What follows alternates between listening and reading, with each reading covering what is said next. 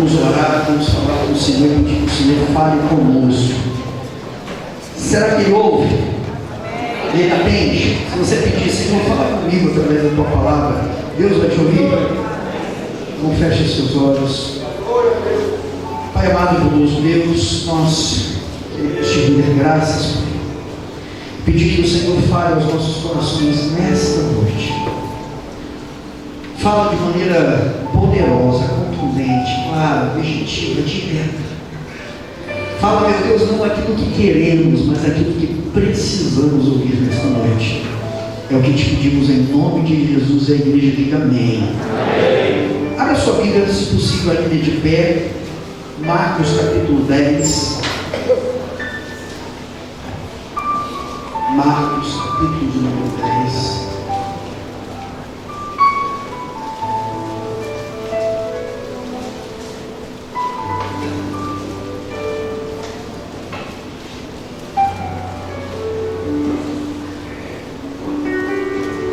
Antes que você leia, nós estamos falando de expectativas.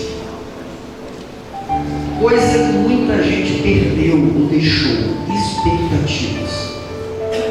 No domingo passado nós já ministrávamos acerca da mulher pecadora que foi e adentrou aquele salão onde estava o fariseu sentado à mesa em que Jesus com ele se banqueteava.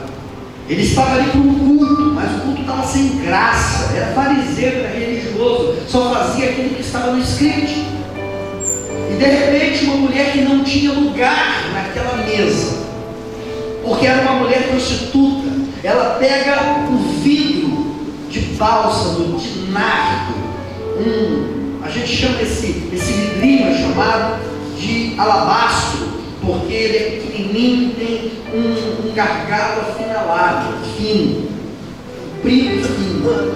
E ela entra, ele era caro, era algo valioso, custava geralmente 300 denários, ou cerca de um ano de trabalho. E ela adentra, ela quebra e ela se lança aos pés de Jesus. Ela faz algo extraordinário, porque havia uma expectativa no coração dela. Ela não sabia o que Jesus ia fazer, mas o texto diz que Jesus se abaixa para que a sua cabeça fosse também ungida. Isso quer dizer que Jesus desce aonde aquela mulher está, porque lá embaixo o culto estava sendo diferente. A Bíblia diz que o Senhor Jesus procura os verdadeiros adoradores, que o adoram em espírito. Se Deus procura os verdadeiros, é porque tem os falsos. E o meu medo, e o Espírito Santo de Deus tem me incomodado, para que nós não sejamos falsos adoradores, porque falso não entra no reino de Deus. Deus não tem compromisso com aquilo que é falso, mentiroso. A Bíblia diz que tudo aquilo que é mentiroso, tudo aquilo que não é da vontade do Senhor, não tem lugar no reino de Deus. Então eu quero me enquadrar naquilo que é verdadeiro. Eu preciso ser genuíno, eu preciso ser discípulo. Eu não posso ser uma cópia barata, fajuta. Eu não posso ser algo genérico. Eu não posso ser um crente do Paraguai.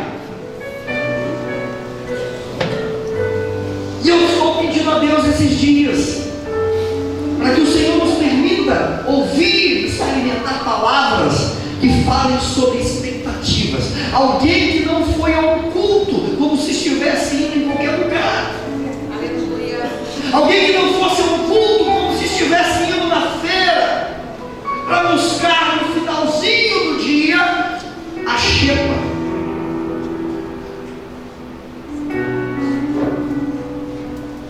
Por que você saiu de casa? Por que você veio aqui? Por que você enfrentou essa chuva? Você sabe, graças a Deus, dezenas, centenas de pessoas não tiveram coragem de estar aqui hoje. Você conseguiu vencer esse mau tempo. Você saiu de casa, você chegou aqui no meio da chuva. Tem gente que mora longe, como eu citei, a minha família de Saracuruna. Tem gente de Mesquita, tem gente de Nilópolis, tem gente de Campo Grande, tem gente de tanto lugar longe aqui. Por que você saiu de casa? Vem para cá, está aqui.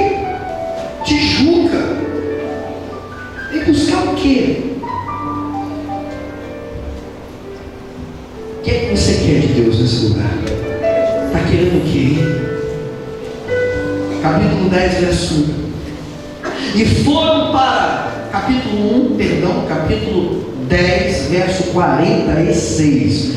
Verso 46. Quem disse 1? Foi você, Pedro? É 46, cara. Vamos achar o verso 46. Então leia, por favor. Diz assim: e foram para... Quando ele saía de Jericó, juntamente com os discípulos e numerosa multidão, Bartimeu, cego, mendigo, filho de Timeu, estava sentado à beira do caminho, e ouvindo que era Jesus, o Nazareno, pôs-se a clamar: Jesus, filho de Davi, tem compaixão de mim. E muitos o repreendiam para que se calasse, mas ele cada vez gritava mais: filho de Davi, tem misericórdia de mim. Parou Jesus e disse: chamai-o. Chamaram então o cego, dizendo-lhe: tem bom ânimo, levanta-te, ele te chama. Lançando de si a capa, levantou-se de um salto e foi ter com Jesus. E perguntou-lhe Jesus: que queres que eu te faça? Respondeu o cego: mestre, que eu torne a ver. Então Jesus lhe disse: vai, tua fé te salvou. Imediatamente tornou a ver e seguia Jesus estrada fora. Sente-se, por favor. Aleluia, glória a Deus. Quantos amam a palavra de Deus? Eu digo assim: Senhor, fala comigo.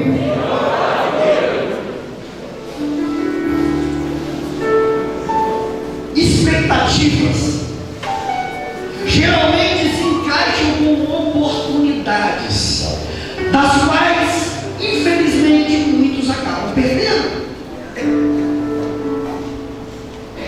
Muitos acabam deixando passar. Tem gente que reclama da vida dizendo: minha vida não é boa. Mas se você fizer uma reflexão franca e sincera, você vai perceber que foi você que não aproveitou as oportunidades que a vida te deu. E tem gente que se lamenta: se eu tivesse ficado naquele emprego, se eu tivesse feito aquela faculdade, se eu tivesse casado com aquela pessoa. Oportunidades passam e nem sempre voltam. Às vezes são inéditas, únicas. Jesus está caminhando para os seus dias derradeiros, para o final do cumprimento da sua missão nessa terra. E de repente ele avista um lugar que ele nunca tinha entrado: Jericó. Jesus nunca tinha ido a Jericó, e ele só vai uma única vez. Tem coisas que só acontecem uma única vez. Uma única vez. Por isso nós não podemos perder, porque são oportunidades que nem sempre se repetem. Jesus resolve entrar em Jericó. E o que era Jericó? Não é difícil lembrar que Jericó foi a cidade das muralhas que caíram. E por quê? Deus não faz nada sem propósito. Por que as muralhas tiveram que cair? Porque Jericó estava no meio do caminho, obstruindo a passagem do povo de Deus. Não era apenas o povo de Deus, era o propósito que Deus tinha estabelecido. E quando Deus tem um propósito, sai de baixo, sai da frente, porque ninguém segura. Em Jó, a palavra de Deus diz que os planos de Deus nunca podem ser frustrados. O que Deus decretou vai acontecer. aí, Jericó, diz o texto sagrado, estava no meio do caminho, e Deus tinha dito que eles não deveriam se desviar nem para a direita nem para a esquerda, era direto, reto e direto. Era só eles abrirem a porta e deixar o povo passar. Tem coisas que são fáceis, mas o homem acaba complicando, porque eles não queriam obedecer. E quando a gente não obedece a Deus, irmão, algo vai cair, algo vai dar errado, algo não vai acontecer do jeito que deveria acontecer. Por quê? Porque nós não seguimos um plano de Deus, um propósito de Deus. A palavra de Deus diz que o plano de Deus é bom, é perfeito e agradável. Se não deu certo, não foi culpa de Deus, foi minha e sua culpa. Os nossos deixamos de fazer do jeito certo. Era só abrir a porta, mas a Bíblia diz que o rei de Jericó fechou a porta e disse: ninguém entra. E aí você conhece o texto. Eles rodearam durante 6 dias, e no 7º dia, por 7 vezes, e a muralha caiu. Mudou. Mas aquela cidade também era uma cidade de pecados, uma cidade que vivia idolatrias e corrupções. E Deus salva apenas uma mulher chamada Raabe, de quem Jesus se tornaria seu descendente ilustre. Raabe era uma prostituta, e ela acredita naquilo que Deus estava dizendo que faria, e a sua casa é poupada, e a sua vida é poupada. A muralha cai, e Josué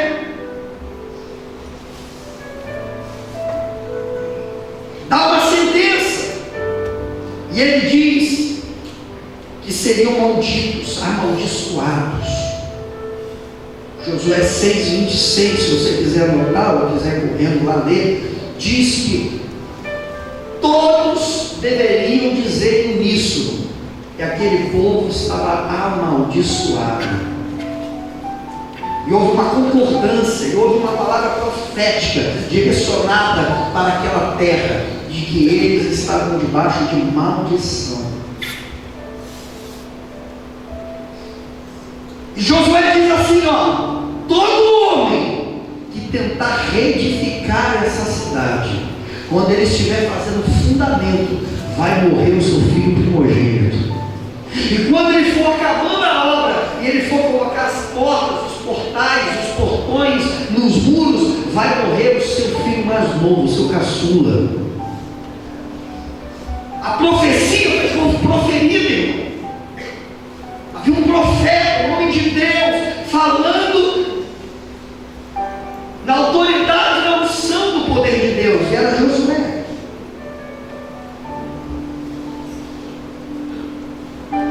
Só que o tempo passa, 500 anos aproximadamente. Isso acontece mais ou menos em 1451, mais ou menos, antes de Cristo, e por volta lá de 950 antes de Cristo, vem um rei, o 8º da linhagem do norte, chamado Acabe. Acabe era crente, criado na escola bíblica dominical, mas infelizmente se desviou, deixou os caminhos, a vontade do Senhor. Deus tinha ordenado que ele não deveria procurar mulheres para se casar em terras estranhas, e ele vai buscar em terras longínquas uma mulher chamada Jezabel. Irmão, Acabe já não era flor que se cheira. A Bíblia diz que Acabe fez o que era mal aos olhos do Senhor. Era assim que a Bíblia se referia aos reis. E reinou fulano, filho de fulano, até os tantos anos. e fez o que era mal, ou fez o que era bom aos olhos do Senhor. A carne acabou. Que trocadilho ridículo. Acabou se dando mal, porque o que já era ruim ficou pior. Irmão, eu disse isso de manhã e tem coisas que eu vou voltar a repetir. Se você ouviu de manhã, Deus está falando contigo mais uma vez. Deixa essa palavra penetrar no teu coração. Quando nós temos um problema, nós temos que procurar alguém que nos traga solução. Mas tem hora que a gente está com problema, irmão, e a gente arruma um problemático pior do que a gente. Parece que o problema atrai problema. Você está repreendido. Deus vai atrair solução para a tua vida, em nome de Jesus. Chega de problema, o problema já chega dos nossos. Por que eu vou querer mais? Peça discernimento a Deus, irmão, para identificar as Jezabéis que pintam no teu caminho, ou os Acabes que cruzam a tua vida. Mas juntou um negócio ruim com um negócio que não presta.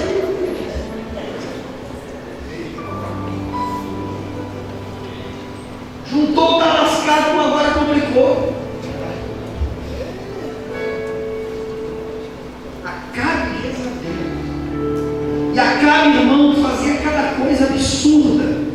E durante 500 anos, ninguém teve a ousadia de fazer o que ele fez.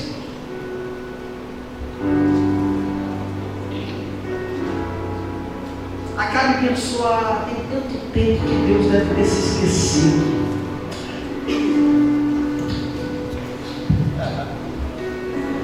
Deus já deve ter trocado de agenda, irmão. Deus não tem agenda. Às vezes, na força do hábito, na licença poética, a gente usa algo chamado no homilético, pregações, discursos, na arte de se falar, quando a gente usa uma oratória, quando a gente aprende a discursar, a falar, a usar o nosso vernáculo, a gente costuma usar a licença poética. Então, se você ouvir alguém falando, não condena não, mas é um erro a gente dizer: ó, Deus está botando na agenda. Que agenda, irmão? A agenda tem quem esquece. Eu boto na agenda que eu esqueço. Deus não se esquece de nada. E Acabe achou que Deus iria se esquecer daquilo que foi profetizado há 500 anos atrás por Josué. E ele pensa: Deus se esqueceu, vou fazer. E ele manda um cara chamado Hiel. Está lá no primeiro livro dos Reis, no capítulo 16, no verso 34. E a Bíblia diz que esse Hiel foi designado por Acabe para reconstruir Jericó. E quando ele começa a reconstruir, o que acontece 500 anos depois, quando ele está fazendo fundamento, morre o seu primogênito. E quando ele termina de fazer os muros e coloca os portões, morre o seu caçula. Porque o que é errado para Deus hoje vai continuar sendo errado amanhã. Porque Deus não é maluco, Deus não é esquizofrênico, Deus não é bipolar. O Evangelho atual pegou a Bíblia e transformou em uma conveniência. A gente faz o que a gente acha. Tome cuidado, irmão. Cuidado, porque quando você entra em aliança com Deus, tudo que você deixa de cumprir, fazer e obedecer, Deus não esquece.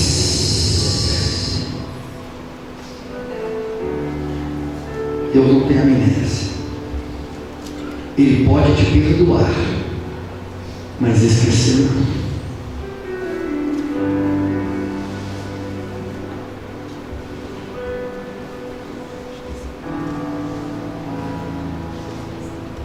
Pastor, mas a Bíblia diz que o Senhor disse: dos meus pecados, dos seus pecados não me lembrarei mais.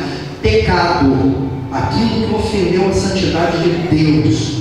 Ele te perdoa porque Ele não vai deixar de te receber. Ele te perdoa porque Ele é misericordioso. Mas Ele não deixa de ver e saber quem eu e você somos. Porque Ele não trata com estranho. Ele trata com alguém que Ele sabe o que era, o que é e o que um dia vai ser.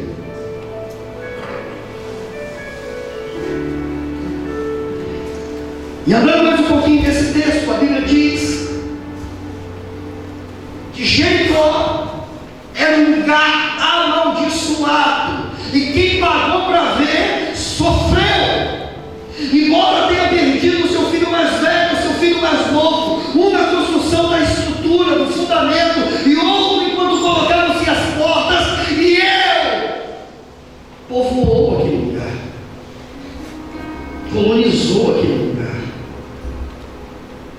juntou gente, aquele lugar ficou grande, mas era um lugar amaldiçoado. Nem tudo que dá certo é certo.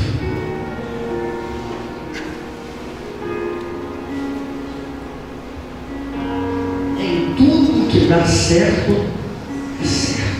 Estava dando certo, mas era um lugar amaldiçoado. Debaixo de desobediência. E aí a gente sai de Jericó e vai observar um personagem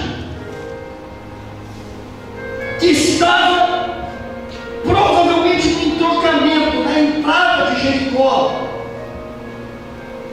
No meio do caminho havia um cego. Qual era o nome desse cego? O nome dele não era Bartimeu. Porque Bartimeu não é nome. Bar quer dizer filho. Bar Jonas, filho de Jonas. Sempre que você encontrar a expressão, você vai encontrá-la inúmeras vezes. Bar é filho de. Então, Marcos é um pouco mais solidário em escrever dizendo que ele era filho de Timeu. Mas Mateus e João não falam. Não falam. Aliás, Mateus e Lucas não falam.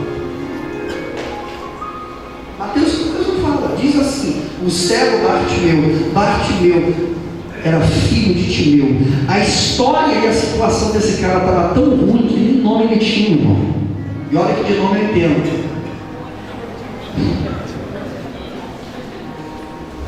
Só se sabia que aquele cego, mendigo, sujo, necessitado, muitas vezes faminto à beira do caminho, era filho de um tal de Timeu.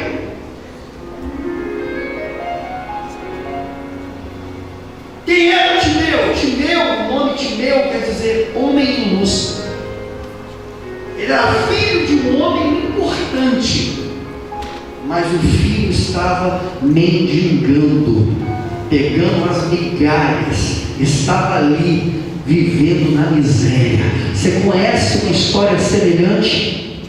Você já vivenciou ou já viu alguém viver isso? A Bíblia fala de um outro pai que tinha um filho, ele era rico, mas o seu filho pegou tudo que possuía e foi para terras distantes, e foi lá e teve vontade de comer comida de porcos, mas ninguém lhe dava nada, o filho pródigo.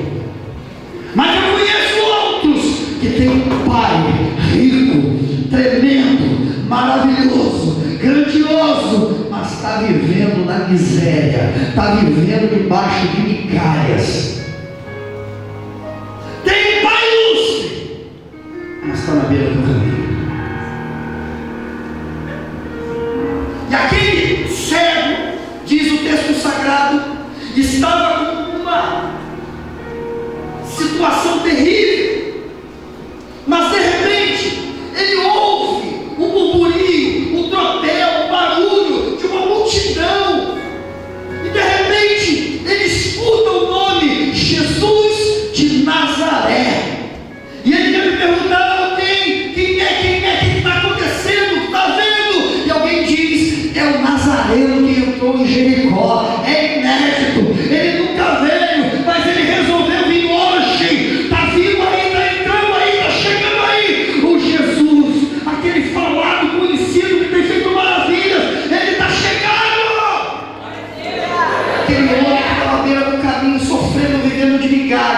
De repente, o coração dele é tomado por uma chama, e ele cria uma expectativa no coração, e ele pensa: hoje, eu já passei tanto tempo sofrendo, mas hoje Deus pode colocar um ponto final no meu sofrimento hoje.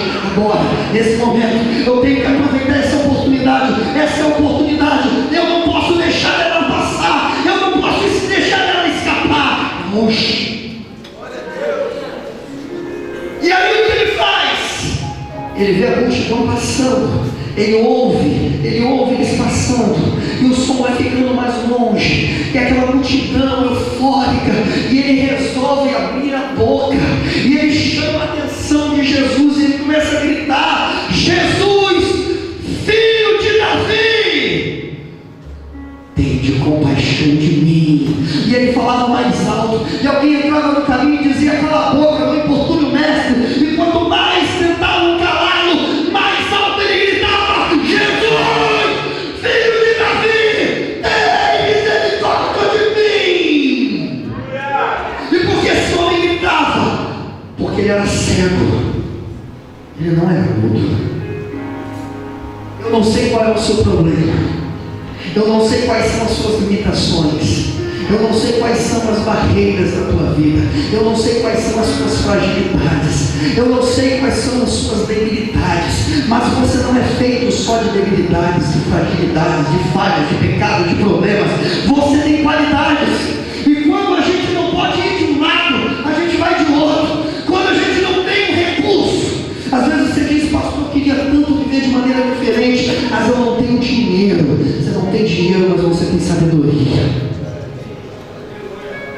Pastor, eu gostaria de fazer tanta coisa, mas eu não sei, eu não conheço, eu não estudei, eu não tive oportunidade de sentar numa carteira de escola, eu sou semi-analfabeto, mal sei escrever meu nome. Você não tem conhecimento, mas você tem força, você tem intrepidez, você tem coragem, você tem ousadia. Você pode chegar onde muita gente que não tem nada, você pode chegar onde muita gente que tem sabedoria e conhecimento não chegou, mas sem nada, Deus pode te fazer conquistar tudo.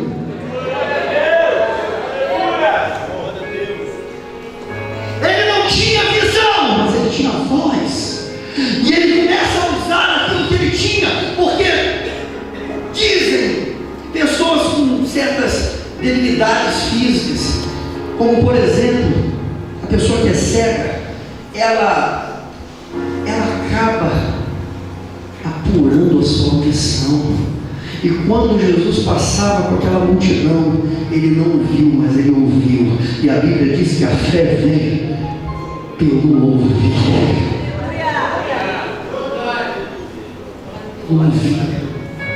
Ouvir. Quem ouve o que Deus fala, vê o que ninguém vê. Glória a Deus. Tem gente que vê, mas não enxerga. Mas tem gente que não tem as habilidades que muitos têm, mas tem a ousadia que o Espírito Santo tem.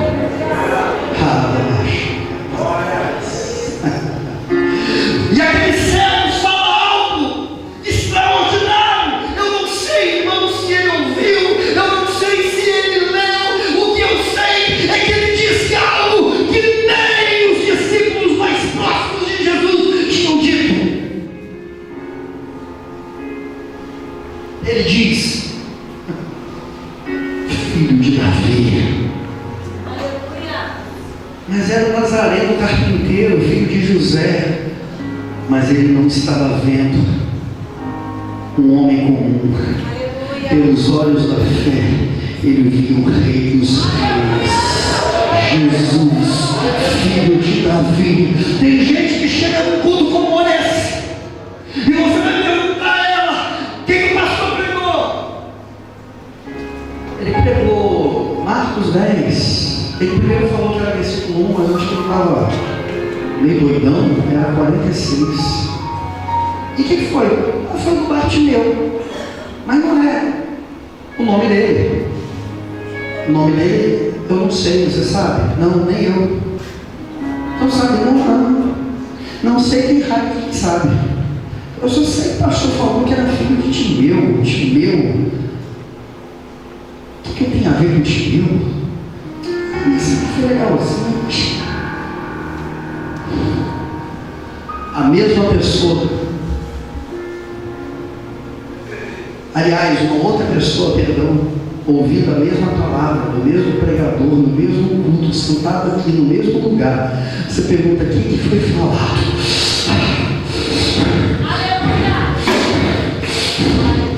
Deus comigo. O quê? Eu não lembro não texto. Não lembro não, acho que foi Marcos 10, 1. Não, acho que o pastor estava doidão, acho que 46. 46, Mas Deus falou comigo. Ele falou comigo. O que ele falou? Ele falou que eu precisava ouvir, porque eu estava cego, mas eu ouvi. E quando eu ouvi, eu passei a enxergar e a ver o que Deus tinha para fazer na minha vida. Ele está fazendo, eu creio no meu milagre, eu creio na minha vitória, eu creio. No mesmo lugar, a mesma palavra. Mas um recebeu de um jeito e outro recebeu de outro. Porque eu tenho certeza, como filho de Timeu, como servo mendigo. E o texto sagrado diz que aquele homem que vivia num lugar de maldição, Jericó, lugar de maldição, lugar amaldiçoado, chama a atenção de Jesus. Jesus para. Jesus parou. E Jesus disse: chamai-o. Então chamaram o cego, dizendo: tem de bom ânimo, levanta, ele te chama. Olha que coisa tremenda, irmão. Quem era amaldiçoado? Pessoas com problemas sérios, até os leprosos. Eles não podiam se aproximar de uma pessoa, porque eles podiam ser apedrejados. Eles não podiam chegar perto de uma autoridade, de um rei, de um sacerdote, de um profeta, a não ser que eles fossem chamados. Nós não merecíamos nem estar aqui agora. Mas João 15,16, não vós me escolhestes, mas eu escolhi a vós e vos nomeei para que vós permaneça. Foi Ele que me chamou.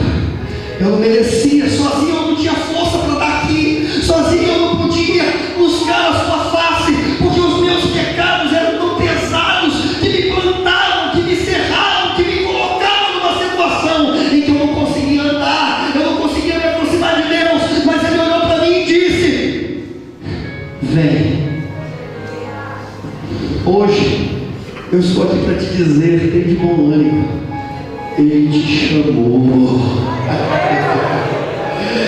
Ele quer falar algo contigo. Ele te chamou. Você não está com aqui não, irmão. Ele te chamou. Você não veio aqui por acaso não. Foi Ele quem te trouxe. Foi Ele quem te chamou.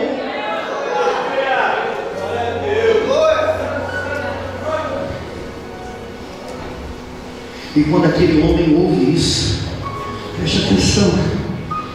Então o cego dizendo, então ele ouvindo isso, lançando de si a capa. Que capa era essa? O sistema romano, o governo romano, o maior governo, o maior império talvez que já houve nesse planeta, na Terra, era muito organizado. E dentro das suas províncias, para que um homem tivesse a autorização,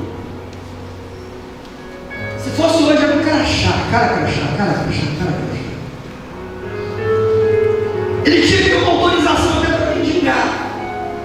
E o Império Romano dava uma capa suja, feia, uma capa estranha, uma capa de um linho não puro, que era colocado sobre ele. E tinha nas costas, nessa capa, a águia de bronze, símbolo do Império Romano, que dizia para todos: ele só está aqui porque nós deixamos, porque nós autorizamos ele. E aquele mendigo está ali, vivendo de esmola, com aquela capa estava chamando ele. Sabe o que ele faz? Ele faz assim. Ele diz: eu não vou precisar mais dessa carta. Mas Jesus não tinha feito nada ainda. Ele ainda era cego. Irmão, a fé nos faz dar um passo à frente da realidade. Por isso que o escritor sagrado diz em Hebreus que a fé é o firme fundamento das coisas que se esperam, prova daquilo que não se vê. Eu não vi, mas eu creio. Eu não tenho, mas eu já tomei posse. Eu já dou um passo à frente. A minha vitória ainda não veio, mas eu já estou cantando o hino da vitória. E aquele homem não pensa duas vezes. Ele joga a capa. Ele diz: não, é hoje. Não tem como dar errado. Ele está me chamando. E quando o Senhor chama, algo acontece. Ele joga a capa fora.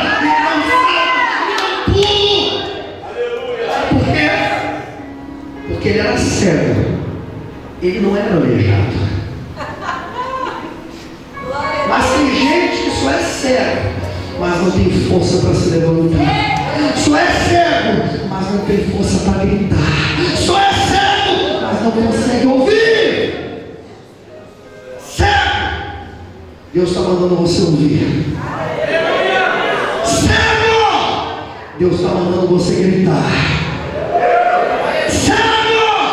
Deus está mandando você se levantar e pular.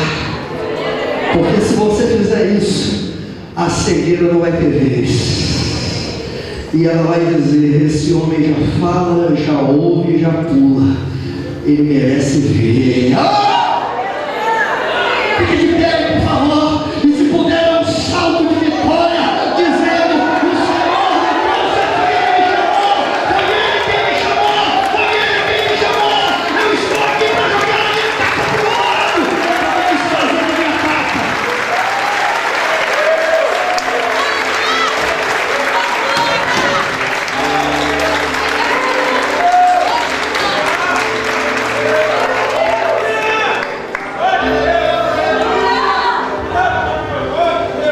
Levanta-te, ele te chama, lançando-se a capa. Lança essa capa fora. Se desfaz daquilo que não mais pode te acompanhar. Se desfaz do teu passado, porque Deus tem um presente para te cobrir. Ele tem uma promessa para aqueles dias. Mas Deus não coloca remendo novo. Ele não coloca um pano novo em remendo velho. Porque vai romper, não adianta. Você tem que se desfazer do velho para Deus te dar algo novo.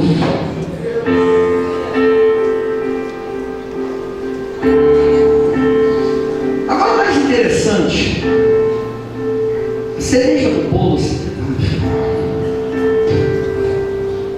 O vinho melhor sempre é no final da festa. E a Bíblia diz que ele vai até Jesus.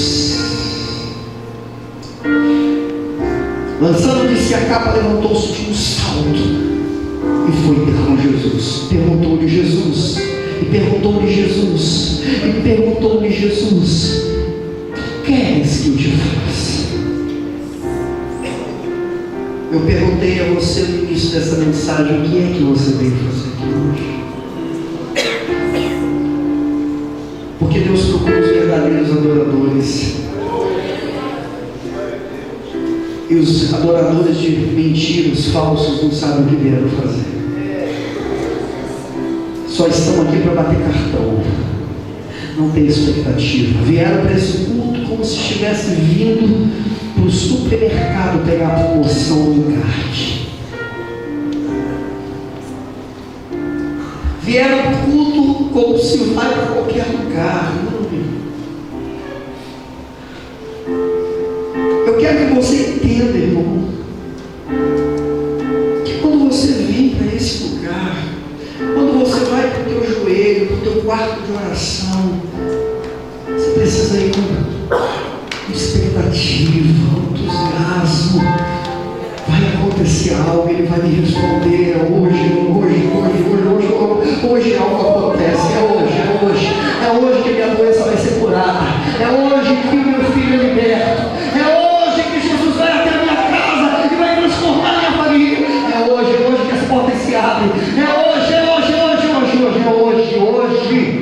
Eu estou me desfazendo da minha capa porque é hoje.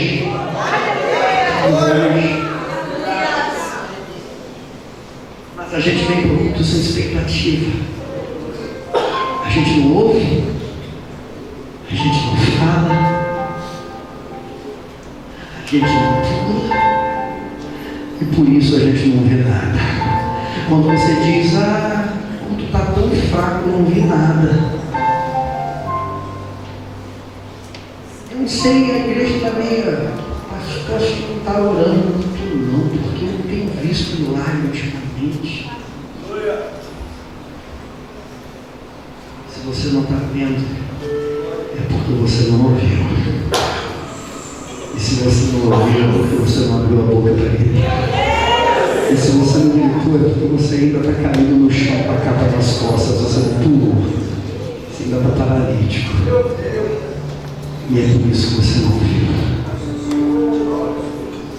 Mas aqui há pessoas que saíram de casa hoje, enquanto estavam tomando banho, já estavam sentindo a presença do Senhor.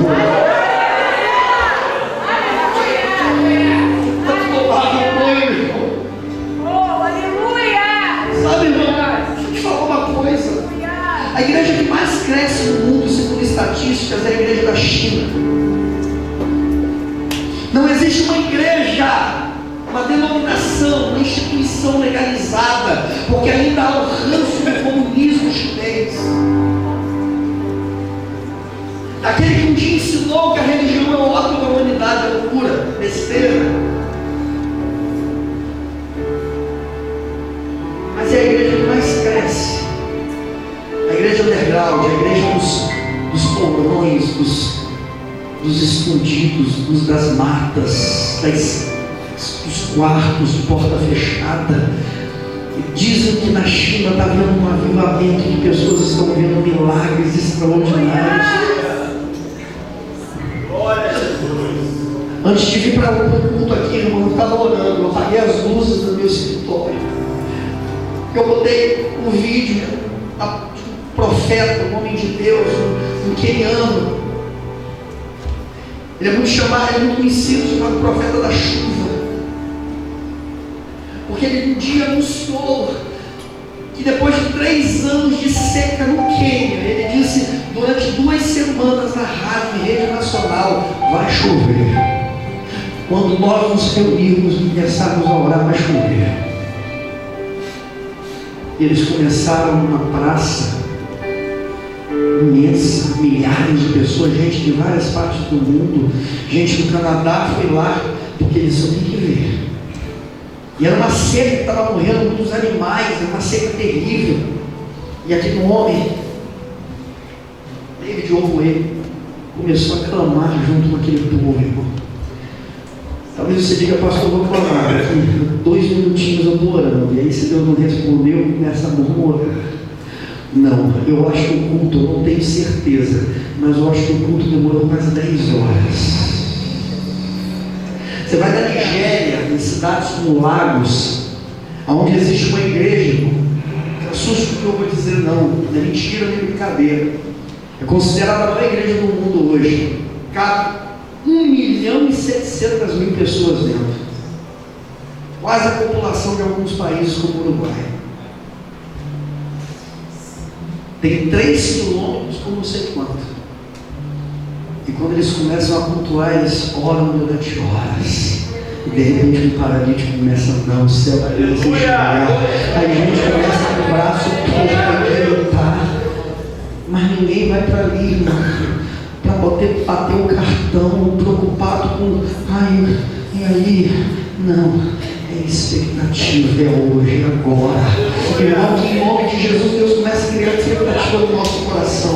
Que ao sair de casa, você você comece a ter expectativa. Enquanto você toma banho, o Espírito Santo te falando: é hoje, vai, se prepara. E aí você está penteando o cabelo, você diz: eu vou pentear o cabelo direitinho, porque é hoje que eu vou dar meu testemunho. Eu vou sair gritando no meio do salão dizendo: pastor, é hoje. O que foi? É hoje, foi hoje. O que foi hoje? O tumor que estava aqui, o caroço nódulo. É hoje o quê? Sumiu!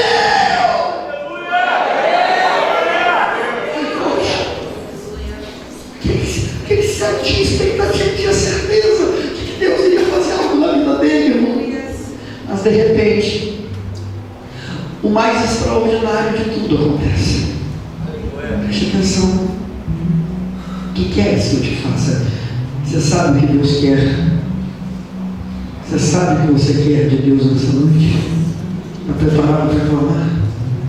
Para pedir, para buscar, para falar, para clamar ao Senhor? Respondeu o cego: mestre, que eu torne a ver. Então Jesus disse: vai, a tua fé te salva. Glória a Deus.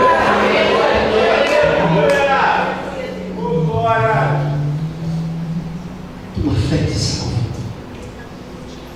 Salvação completa, plena, de todas as áreas, obra, milagre, da cabeça aos pés.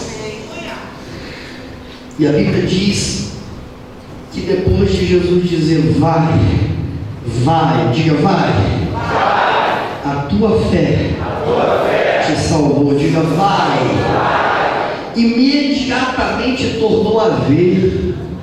E qual foi a primeira coisa que ele viu? Ele viu aquilo que ele ouviu. Glória a Deus! O que foi que ele viu? O que ele ouviu.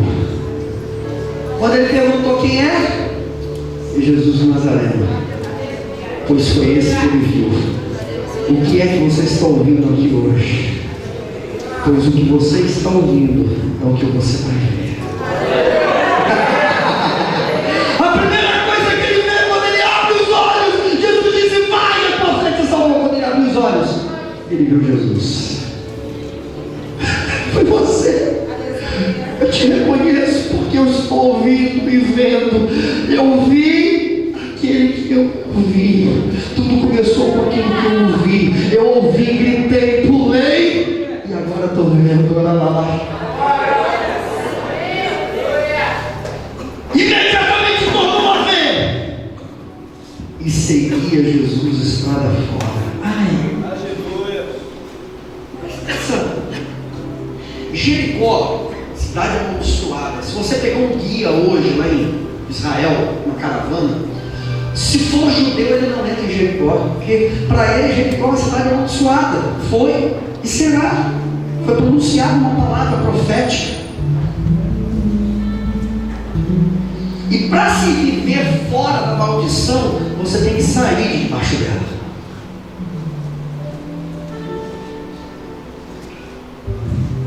Maldição aqui. A Bíblia diz que Satanás opera nos filhos da desobediência. Está aqui, ó. Tem que sair debaixo da desobediência. Meter o pé, sair, fugir. Fugir da malícia do mal.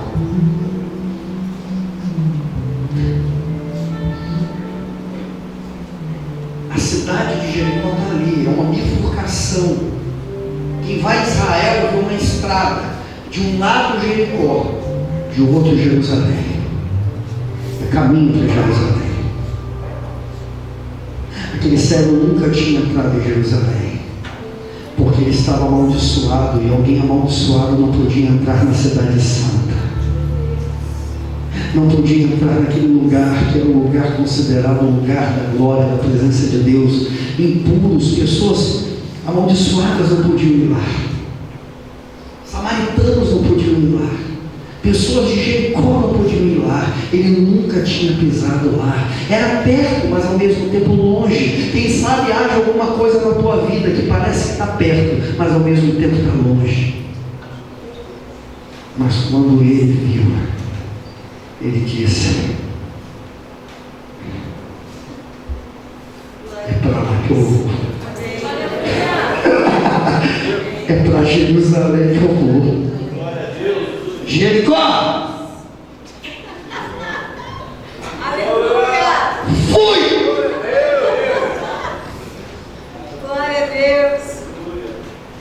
Deus está mandando você se preparar para sair de Jericó. Sai de Jericó, porque o teu lugar é seguir para Jerusalém. Após isso, Jesus iria experimentar a chamada entrada triunfal em Jerusalém. E quem foi com ele? Filho de Timeu. Aleluia! Jericó. Estou indo para Jerusalém. Maldição, vício, desgraça, macumba, feitiçaria, falência, doença, miséria, depressão, angústia na alma, tudo aquilo que está amaldiçoando, entristecendo, descaracterizando a minha vida. Fui! Estou indo para Jerusalém.